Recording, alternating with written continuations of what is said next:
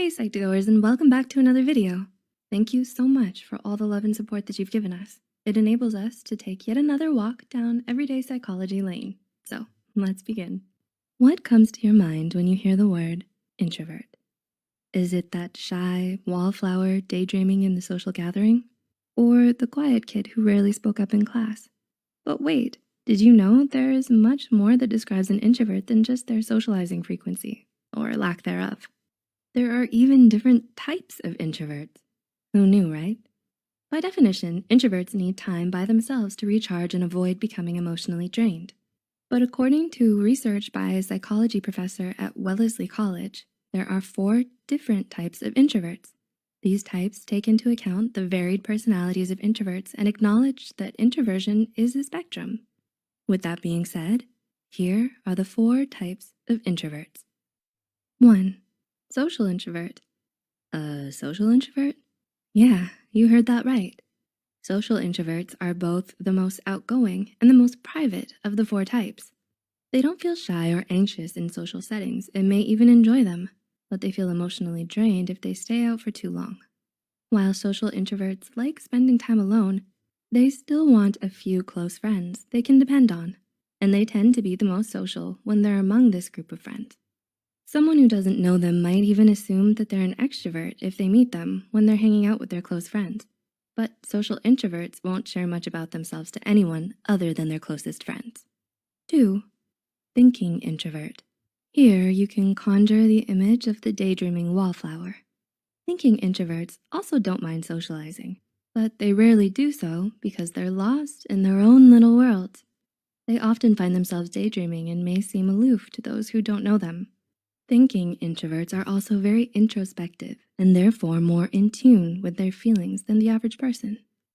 Other people may have a hard time connecting with thinking introverts because they have a unique thought process and prefer to experience their thoughts rather than taking the time and energy to explain them to others. 3. Anxious introvert. Do you know of someone who might replay social encounters in their head and think about what they said or did and what they could have done differently? Perhaps a better label for the anxious introvert is the shy introvert. To differentiate anxious introversion from anxiety disorders, anxious introverts crave solitude, even when they're with their close friends. They're extremely uncomfortable in new or large social situations and analyze or ruminate on their behavior whenever they're in public. But it's important to look out for social anxiety disorders and not have the two mixed. In extreme cases, this aversion to social situations may develop into social anxiety. Although any personality type, introverts, extroverts, or ambiverts, can experience social anxiety or other anxiety disorders. But if you avoid necessary social situations because you have strong physical reactions, such as shaking, increased heart rate, or nausea during them, it is a sign of social anxiety and not shyness and requires professional attention. And 4. Restrained introvert. Now, this is your introvert next door kind of type. They get uncomfortable if they feel rushed into situations, especially social ones. Restrained introverts are reserved, thoughtful, and don't like change. They'll go out if they've planned for it far enough in advance, but they would rather be relaxing by themselves, binging on their favorite shows, reading, or doing yoga.